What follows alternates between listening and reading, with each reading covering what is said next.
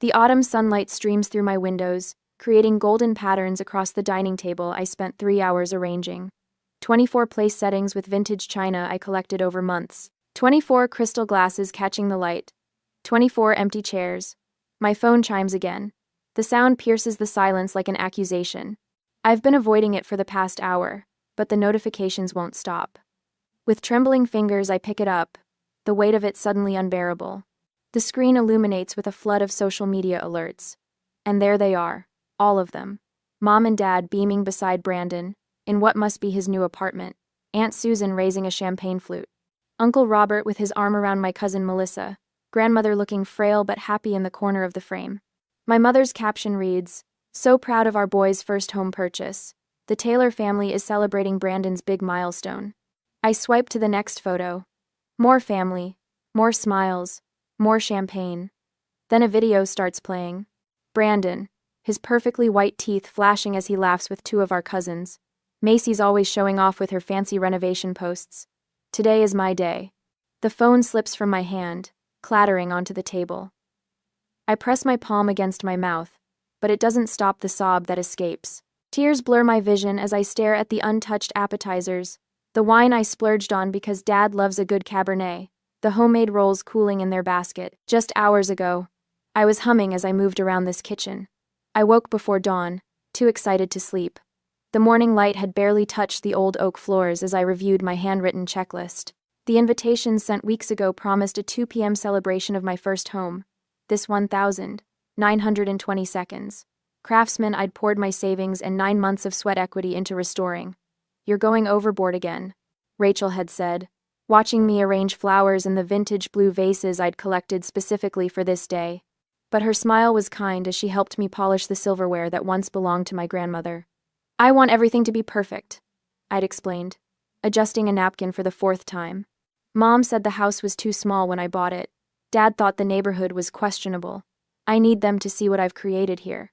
Rachel had squeezed my shoulder. "They should be proud of you regardless." The first sign of trouble came at 1:45 p.m., a text from Mom. "Running a bit late, start without us." By 3:30, my co-workers Jane and Peter had arrived. My elderly neighbor Mrs. Eleanor brought homemade pie. 3 friends from college showed up with wine and heartfelt hugs. But no family. By 4:15, I'd called my parents 7 times, straight to voicemail. Brandon wasn't answering either. My text to aunts and uncles went unread. At 5:08, Aunt Susan finally answered. "Honey, aren't you coming to Brandon's housewarming?" she asked, the background noise nearly drowning her voice. "He bought an apartment downtown. Everyone's here celebrating. Your parents said you knew." My throat tightened. "Brandon rents his apartment. He didn't buy anything." A pause. "Well, that's not what he told everyone. Anyway, he scheduled this last week. Said it was important to him. I sent invitations to my housewarming a month ago," I whispered. "Today, at 2 o'clock. Another pause, longer this time. "Oh dear. Well, we're all here now, but maybe you could stop by later? After your little gathering?" I hung up. Now I sit surrounded by empty chairs meant for people who chose not to come. The loyal 7 who did show up exchange worried glances across the table, laden with cooling food. Mrs. Eleanor, 83 and sharper than most people half her age, rises from her chair. She lifts her glass, her gaze steady and fierce. "Don't let empty chairs steal your joy, dear. Today is Macy's Day." "Kai?" The others raise their glasses. Rachel leans close, her voice soft against my ear. "This is your real family, Macy. The ones who choose to be here." My phone lights up again. Mom calling. 7 pairs of eyes watch me, concern etched across their faces. I silence the ringer with one decisive movement and raise my glass to Eleanor's toast. "Not today," I say, my voice steadier than I expected. Today is about the people who showed up. 3 hours later, the last guest waves goodbye, disappearing into the darkness beyond my porch light. Only Rachel remains, helping me wrap leftovers that will feed me for days, a bitter reminder of the empty chairs. "You should stay at my place tonight," Rachel says, sealing another container. "We'll drink wine and watch terrible movies until we fall asleep." I shake my head. I need to be here. This is my home. The word catches in my throat. Home. The concept feels both powerful and fragile after today. The doorbell rings, its chimes slicing through the quiet house. Rachel and I exchange glances. "I'll get it," I say, wiping my hands on a kitchen towel. I open the door to find my mother, Linda Taylor, standing on my porch. Her pearl earrings catch the light as she looks past me into the house, scanning what she can see of my living room. "May I come in?" she asks, not waiting for an answer as she steps forward. I step aside, my stomach tightening. She walks through my entryway, her eyes traveling over the refinished hardwood floors, the original crown molding I spent weeks restoring, the vintage light fixture I hunted down at 3 different antique stores. "It's nice," she says, with a slight purse of her lips, smaller than it looked in pictures. "It's..." The familiar sting of her dismissal burns through my chest. Rachel appears in the doorway between the kitchen and living room, her presence a silent support. "Mom, why are you here?" I ask. Linda drops her purse on my sofa and turns to face me. "Honestly, Macy, I don't understand why you're making such a big deal about today. You're always competing with Brandon, making him feel small. He's finally doing something positive with his life, and you couldn't even show up to support him." The audacity of her statement leaves me momentarily speechless. Rachel's sharp intake of breath is the only sound in the room. I couldn't show up. I finally managed, because I was here, hosting my own housewarming that I invited all of you 2 weeks ago. "Well, these things happen," she says with a wave of her hand. "You know how busy we all are. Brandon only decided on his housewarming a week ago. He was so excited about it. I feel something shift inside me. A week ago? But my invitations went out 4 weeks ago." Linda busies herself adjusting a pillow on my sofa. "Brandon has been going through a rough patch. When he told us he was hosting a little gathering, we thought it would be good for him. Give him some confidence." "He told you it was a rental apartment, not a purchase, right?" I ask, my voice steadier than I feel. Linda's fingers freeze on the pillow. "Well, you know how your brother is with details. What matters is that he's finally taking some initiative." "Mom," I say slowly, realization dawning, "did you know Brandon scheduled his party on the same day as mine?" Her silence answers my question more clearly than words could. "You knew," I whisper. "You all knew. And you helped him pretend he bought a place when he's just renting." The betrayal slices deeper than I thought possible. "You staged a fake celebration to deliberately overshadow mine." "Now, you're being dramatic." Linda straightens, her defense mechanism kicking in. "Not everything is about you, Macy. Brandon needs our support more than you do. You've always been the independent one." "Independent?" The word catches fire in my throat. I've been independent because I had to be. My entire life, you've ignored my achievements while celebrating Brandon's mediocrity. Linda's eyes widened. I've never spoken to her this way before. When I made the honor roll, you were too busy at Brandon's average football games to attend the ceremony. When I got my scholarship, you spent the night consoling Brandon because he didn't get his, even though he barely maintained a C average. My voice grows stronger with each word. I worked 3 jobs to put myself through graduate school while you paid Brandon's rent after he dropped out of community college. I saved for 7 years to buy this house while you funded one failed business venture after another for him. We've always supported both of you equally," Linda protests, but the lie hangs hollow in the air between us. "I spent $62,000 and 9 months renovating this house myself," I continue, trembling now. "Every weekend, every vacation day, every spare hour after work. Meanwhile, you criticized my wasteful purchase in a questionable neighborhood without ever bothering to visit." Linda's face hardens. "After all we've done for you."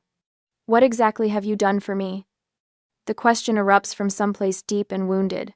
"Name one thing you've done to support my dreams the way you support Brandon's." Her silence stretches between us. Rachel stands witness to a confrontation decades in the making. "This house is mine," I say, walking to the front door and pulling it open wide. "Earned by me. Get out." Linda's mouth opens in shock. This is not how our conversations end. Usually, I apologize for upsetting her, for being difficult, for existing in a way that requires more than she's willing to give. "Macy Elizabeth Taylor, you do not speak to your mother that way." "I just did," I reply, my voice calm despite the storm inside me. "Please leave." She gathers her purse, her shoulders stiff with indignation. "Your father will hear about this." "I'm sure he will." As the door closes behind her, I lean against it, feeling both hollow and somehow fuller than before. Rachel approaches quietly, wrapping her arms around me. "I'm proud of you," she whispers. Morning sunlight streams through my kitchen windows when the doorbell rings again. I've barely slept, replaying last night's confrontation in endless loops. When I open the door, my father, Charles Taylor, stands on the porch alone, his tall frame slightly stooped, his expression uncharacteristically uncertain. "May I come in?" he asks softly. I step aside wordlessly. Unlike my mother, he pauses in the entryway, taking in the details of my home with genuine attention. "Could I see it?" he asks. "The house, all of it." I lead him through each room, the kitchen with its restored original cabinets, the living room with built-in bookshelves I sanded by hand, the office where I work remotely 2 days a week, the guest bedroom that Rachel helped me paint a soft sage green. In my backyard, he stops by the vegetable garden beds I built last month. "You did all this yourself?" he asks. "Most of it," I answer. "Friends helped with the bigger projects." He nods slowly. "It's beautiful, Macy. You've created something special here." The compliment, the first genuine one I can remember from him, lands awkwardly between us. "Brandon told everyone he bought the place," he says suddenly. "We knew it wasn't true." The confirmation of their deliberate deception still stings, even though I already knew. "Your mother is very upset," he continues. I recognize the familiar pattern, the attempt to re-establish control through guilt. "Perhaps if you apologized, we could put this behind us." "I won't apologize for telling the truth," I reply, "or for expecting basic respect." His expression hardens slightly. "You know, Macy, we're not getting any younger. And our estate." "I don't need your money," I interrupt. "I never did." Something shifts in his face, anger, perhaps, at losing the leverage he thought he had. But in that flash of emotion, I see something else, the pattern that has defined my entire life. "You gave Brandon 3 business loans," I say quietly. "The sports equipment shop that closed in 6 months, the food truck he sold after 3 weeks. The investment scheme was actually a pyramid scheme." "He has potential," my father replies automatically. "He just needs support to find his way." "And what about me? Did I ever have potential worth supporting?" His silence speaks volumes. A car pulls into my driveway. Rachel emerges with an older woman I recognize as her friend, Dr. Elaine Foster. Behind them, Mrs. Eleanor parks her ancient Buick, stepping out with a covered dish in her hands. My phone chimes with messages from coworkers who attended yesterday, sending photos and supportive texts. "I should go," my father says, watching the arrivals with a frown. "Your mother expects you to call and apologize. The family has been through enough drama." "You can't threaten me with family estrangement when that's already my reality," I reply, walking him to the door. He pauses on the threshold. "This isn't how family treats each other, Macy." "I know," I say quietly. "That's the problem." As the door closes behind him, I lean against it, exhaling slowly. "Doctor." Foster approaches, her kind eyes assessing me with professional interest. "That's the first step," she says gently, recognizing the pattern. The little red notification dot on my Instagram app has been haunting me for 7 days. Every time I unlock my phone, it stares back, daring me to peek at the damage my family continues to inflict. I'm sitting in my home office, surrounded by the pale green walls I painted myself, when my phone buzzes with another text. "Aunt Susan again. Your mother is very upset. When are you going to apologize?" I set the phone down on my desk without responding. The wooden surface still smells faintly of lemon oil from yesterday's polishing. Through the window, I can see the maple tree in my backyard, its leaves turning golden in the October sunlight. Brandon's Instagram remains unchanged since the day of my housewarming. His profile still prominently features the apartment purchase announcement, complete with champagne toasts and congratulatory comments from relatives who never bothered to verify a word of it. "Enough," I whisper to the empty room. I pick up my phone and open my camera roll. There, waiting, is the photo Rachel took 3 months ago. Me standing on the porch of my Craftsman, holding the keys, face flushed with pride and exhaustion. The caption forms in my mind with perfect clarity as I type, "Renovation completed on my first home purchase. From rewiring to refinishing these 100-year-old floors myself. Thanks to everyone who supported this journey. First-time homeowner. Renovation. Craftsman style." I hit post without mentioning the betrayal, without tagging a single family member. The memory of buying this house washes over me. Working 60-hour weeks between my data engineering job and weekend freelance coding. Living in a studio apartment with furniture from college to save every possible dollar. Losing 3 homes in bidding wars before finally getting the call about this craftsman that needed too much work for most buyers. That moment, standing alone in the empty living room after signing the papers, pressing my palm against the worn wooden archway. No parents to celebrate with, no brother to help move furniture. Just me, a set of keys, and a house that needed as much care as I did. How different from Brandon's situation, the downtown apartment our parents helped secure with first and last month's rent. The furniture they purchased, the moving service they paid for. My phone pings with a message from Katie, my father's sister's daughter and the only relative who seems to see the situation clearly. Thought you should see this. Her text reads, followed by screenshots of the extended family group chat. My stomach tightens as I scroll through the messages. Aunt Susan. The situation with Macy is getting out of hand. Linda is beside herself. Uncle Robert. Brandon says she's just jealous of his success. Always has been. Cousin Michael. We all know Macy's always been difficult. Remember the fit she threw at Thanksgiving when she was 16? The fit they're referring to was my reaction when everyone forgot I'd been accepted to MIT with a partial scholarship. They'd spent the entire dinner discussing Brandon's C+ average in high school math. More screenshots follow, revealing the family mythology I've been battling my entire life. Macy the troublemaker. Macy the overly sensitive. Macy who needs to try harder to get along. The weight of their collective dismissal feels like concrete hardening around my chest. Later that day, Dr. Foster's office smells like sandalwood and old books.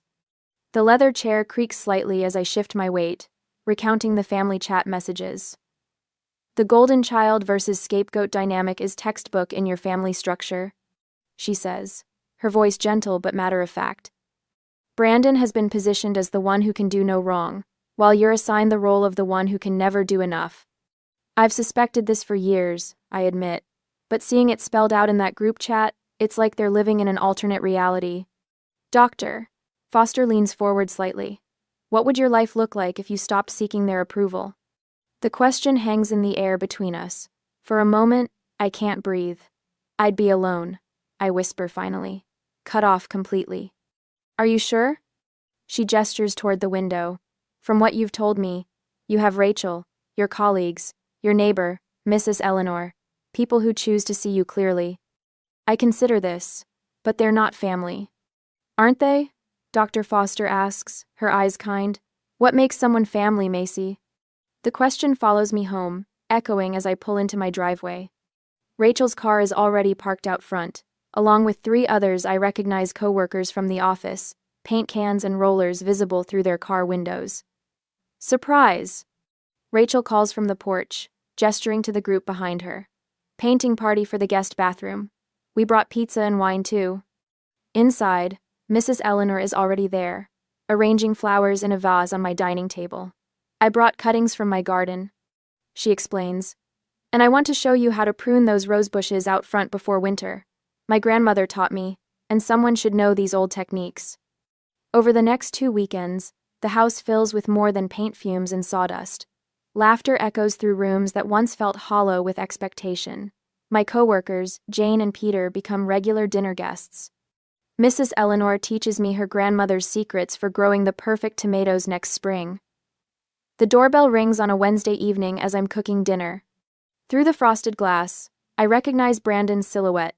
Immediately the confident stance, one hand casually in his pocket. When I open the door, his smile is as practiced as ever.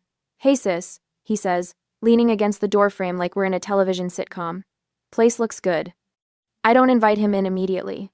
What brings you here, Brandon? He has the decency to look slightly uncomfortable. Things got a bit out of hand with the apartment situation. Mom and Dad might have overreacted. It's not an apology. Not really. I step aside and let him enter, watching as he assesses the house with new eyes. Listen, he says, circling back to his actual purpose within minutes. I've got this investment opportunity. Real estate development downtown. Small buy-in, big potential.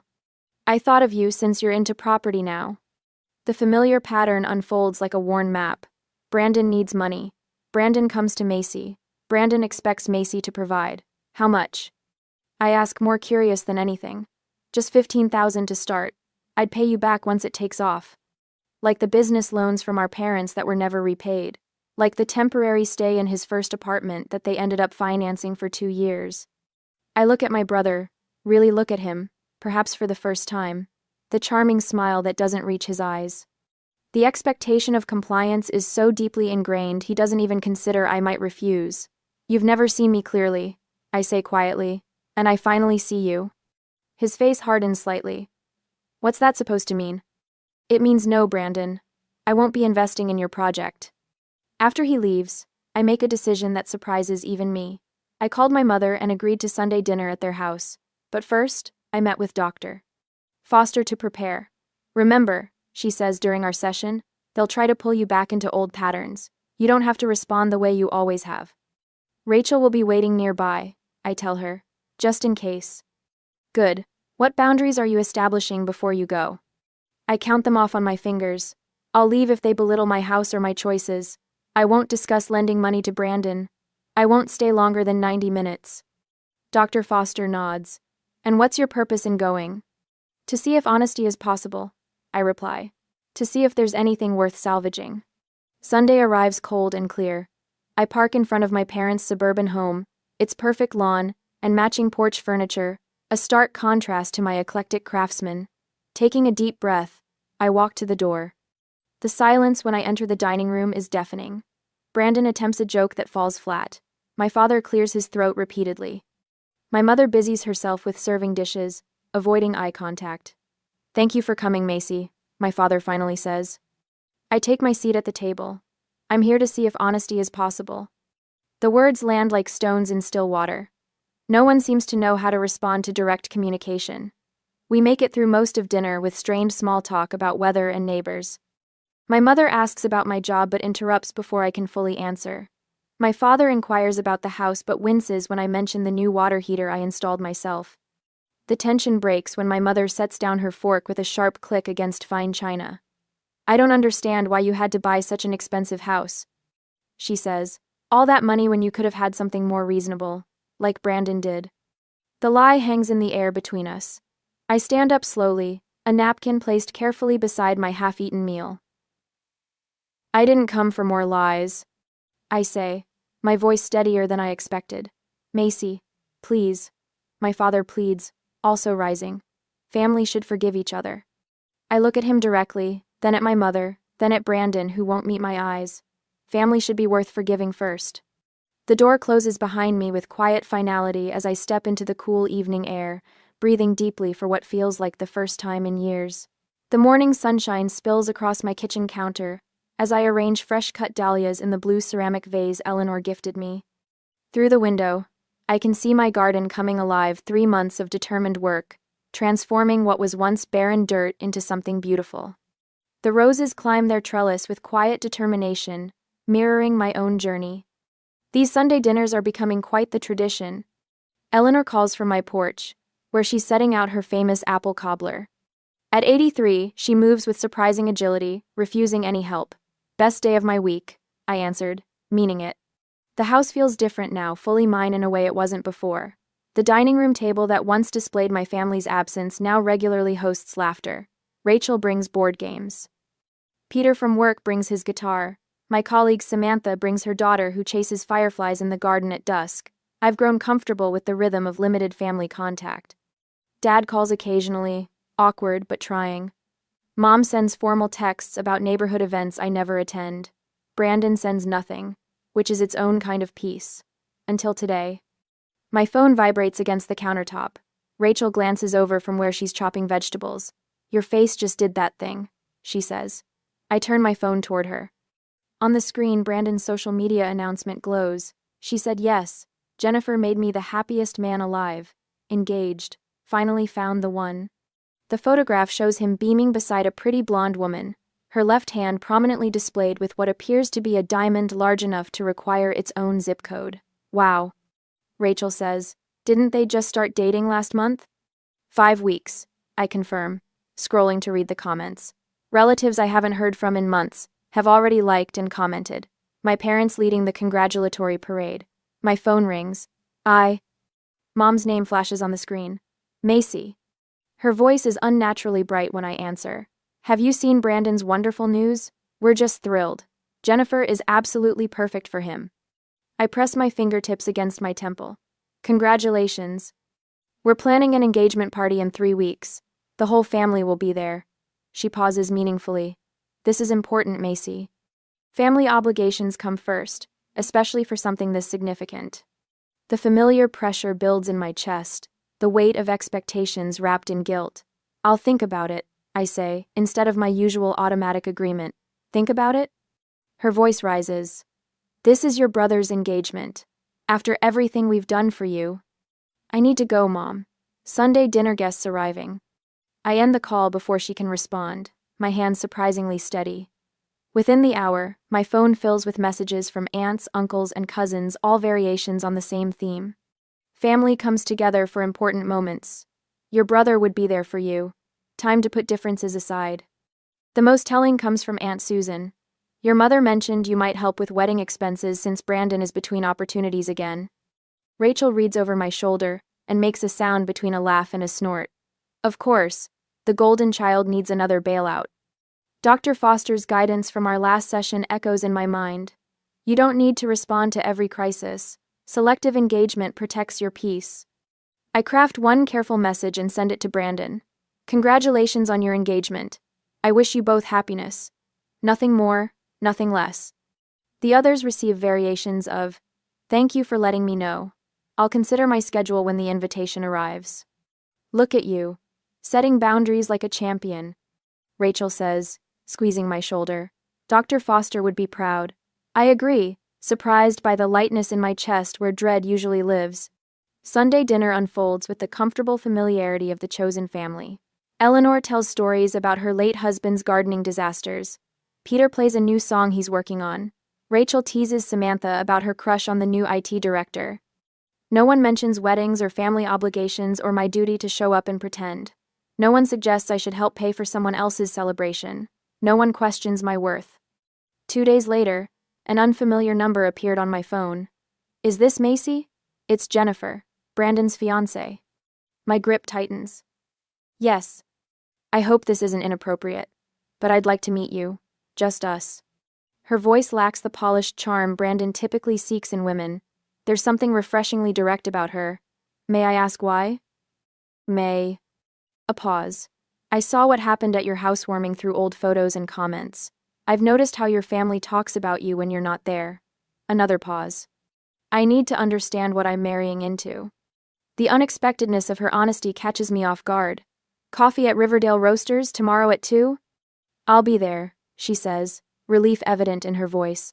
That evening, Dad appeared on my doorstep, a cardboard box tucked under his arm. May I come in? I step aside, noting his careful respect for my threshold, a small but significant change from his previous entitled entries. He places the box on my coffee table. Found these in the attic. Thought you might want them.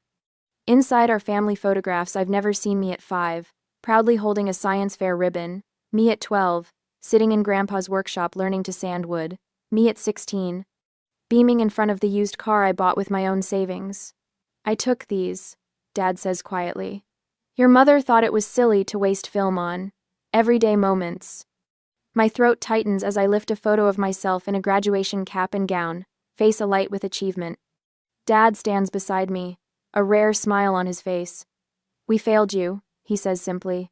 I failed you. The words I've waited decades to hear land with surprising weight. Not satisfaction, not triumph, just a complicated ache. Brandon told everyone the engagement ring is paid for. He continues, staring at his hands. It's not. He used Jennifer's credit card with promises to pay her back. I wait, letting him sit with his complicity. Your mother wants me to convince you to attend the engagement party, to bring a generous gift. He meets my eyes directly. She doesn't understand that things have changed. Outside in my garden, Eleanor's wind chimes signal a shifting breeze. Some things have changed, I agree. Some haven't. Dad nods, understanding the boundary. He stands to leave, pausing at the door. The house looks beautiful, Macy. You've built something real here. 2 hours later, Mom arrives unannounced, barging in with familiar entitlement. "This ridiculous distance has gone on long enough," she announces. "You will attend Brandon's engagement party and behave like family, or you won't be family. It's that simple." The threat that once would have devastated me now feels strangely powerless. "That's not a choice you get to make anymore," I tell her, my voice calm. Her face reddens. "After everything, I'll decide about the party on my own terms. You can show yourself out." The following afternoon, Jennifer and I sit in the corner of Riverdale Roasters. She's nothing like Brandon's usual girlfriends. No artificial polish, no calculated charm. "My parents divorced when I was 12, she explains, stirring her coffee. "My father was like Brandon in many ways, charming, always the victim, never responsible. My mother enabled him until she couldn't anymore. Understanding passes between us." "Are you sure about marrying him?" I ask. Her smile is sad. "No, but I need to see this clearly before I decide." I consider my response carefully. "I'll come to the engagement party," I tell her. "Not for them. For me and for you." Later, in my garden, Eleanor helps me deadhead roses as the setting sun casts long shadows. "Will going back into that environment hurt you?" she asks, her weathered hands gentle with the blooms. I consider the question. Perhaps, but I'm not the same person they think I am. Eleanor nods, wisdom in her eyes. "Family isn't who you're born to. It's who sees you truly." 5. I look at my house, windows glowing with warm light, garden taking root, strength visible in every repair and renovation I've completed with my own hands. "This house taught me what family should be," I say, realizing the truth of it as the words leave my lips. People who show up, people who stay, people who see you even when it's not convenient or comfortable. The evening breeze carries the scent of roses and freshly turned soil, growth and boundaries intertwined. On the engagement day, the cream-colored walls of the Westbrook Country Club blur past as Rachel and I walk through the entrance. The weight of my decision to attend Brandon's engagement party sits heavy on my shoulders, but my spine remains straight, my chin lifted. "You look stunning," Rachel whispers, squeezing my hand. Simple elegance beats showing off any day. I chose a forest green dress that skims my figure without drawing attention. No statement jewelry, no elaborate hairstyle. Just me, unadorned and unapologetic. The murmuring stops as we enter the main reception area. Relatives freeze mid-conversation, drinks hovering near lips. Some nod awkwardly, others look away. I spot Aunt Susan whispering behind her hand to Uncle Robert, their eyes darting in my direction. Brandon stands near the gift table, his smile faltering as he notices me. He clearly expected an empty chair with my name on it, another opportunity to paint me as the difficult one. Jennifer waves from across the room, relief washing over her face. My parents approach with practiced smiles that don't reach their eyes. Mom's relief quickly morphs into something sharper, more calculating. Dad shifts his weight from one foot to the other, his standard response to impending conflict. "You came," Mom says, her voice pitched for the benefit of nearby relatives. "How thoughtful." "Wouldn't miss it," I reply, keeping my voice light. The weight of unsaid words hangs between us. 20 minutes pass in small talk, with distant relatives, who suddenly find the weather fascinating.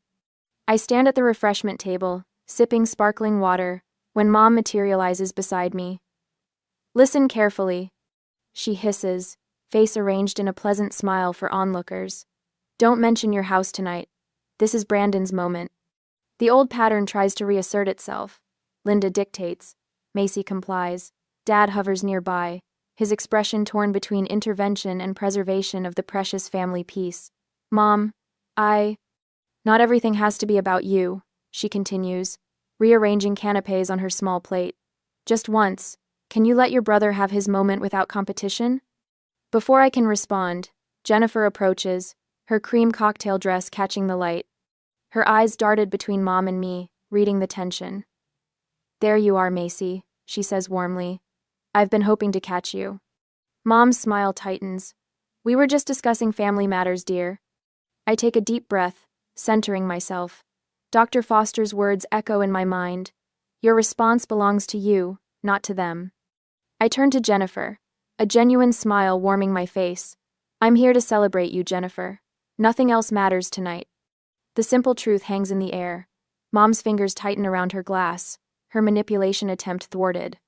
Jennifer links her arm through mine, pulling me gently away. "Thank you for coming," she whispers. "It means more than you know." The evening progresses, a careful dance of social niceties. Then comes the moment Brandon rises for his toast, champagne flute in hand. "Jennifer and I are so grateful to see everyone here tonight," he begins, his charm on full display. "As you know, this year has been full of milestones for us. My new home purchase, this engagement." Jennifer's smile falters. Her eyes find mine across the table. The relatives who believed his apartment purchase story shifted uncomfortably in their seats. Aunt Susan studies her plate with sudden interest. I sit still, sipping my water, refusing to correct or engage. The lie collapses under its own weight as Jennifer's confusion becomes visible to everyone watching. After the toast, Jennifer pulls Brandon aside. Their heated whispers carry across the room. Brandon's gestures grow increasingly desperate as he glances toward our parents. Mom straightens the centerpiece with fierce concentration. Dad examines his watch as if time itself might rescue him. Later, I step onto the terrace for fresh air.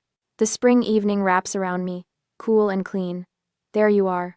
Jennifer appears beside me, her eyes red-rimmed but clear. "Are you okay?" I ask. She shakes her head.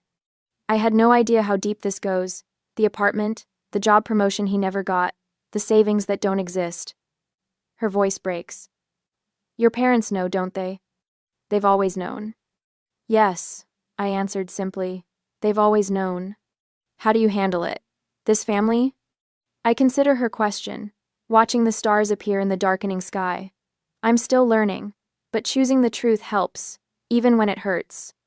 The terrace door bangs open. Brandon storms toward us, face flushed. "What are you doing?" he demands. "You're turning her against me." Jennifer straightens. "She's just being honest with me, Brandon." "Honest?" He laughs bitterly.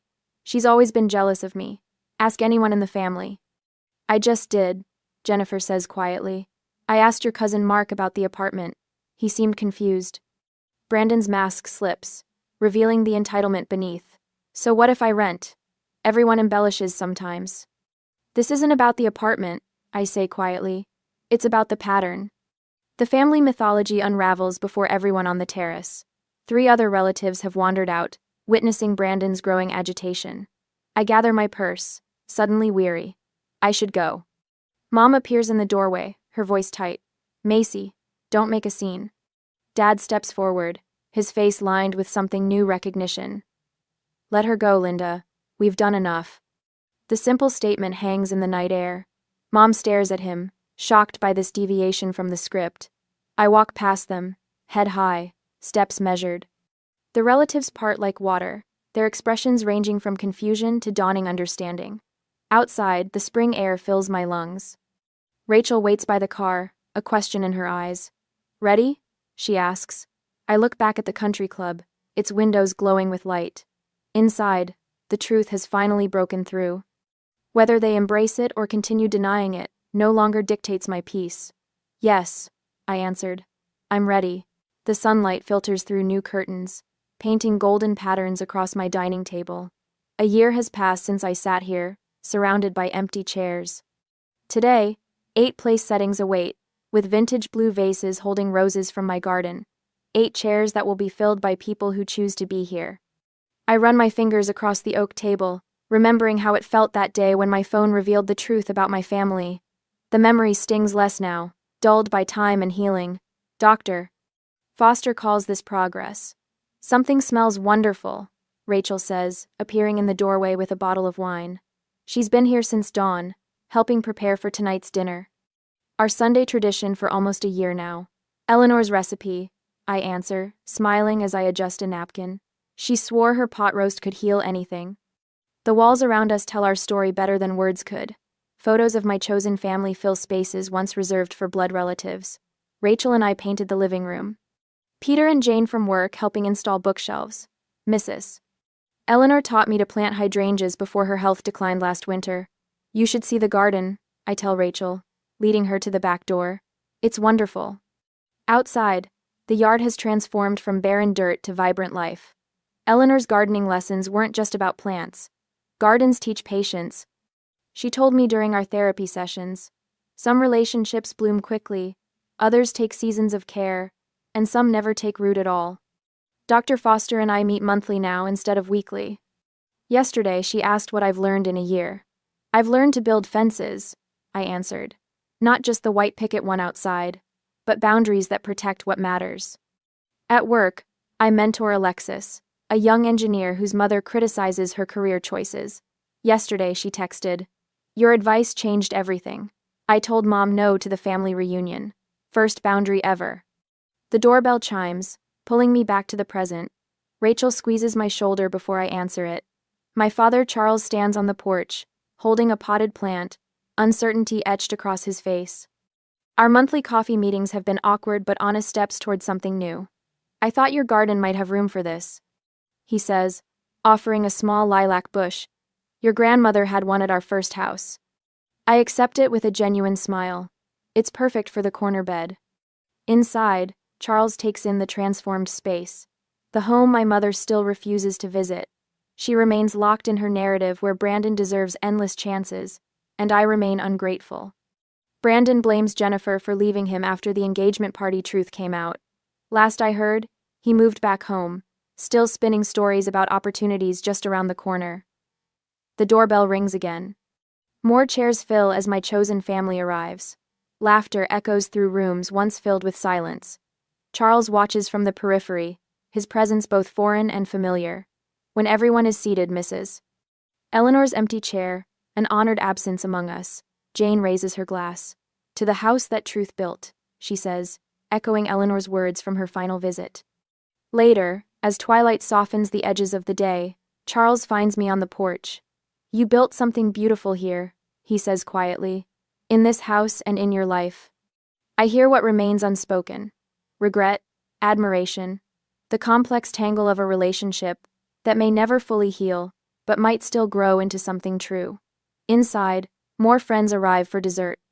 My home glows with warmth visible from the street, so different from that empty house of a year ago. I welcome new guests at the door, catching glimpses of the family I've created. The realization settles in my chest like a deep breath.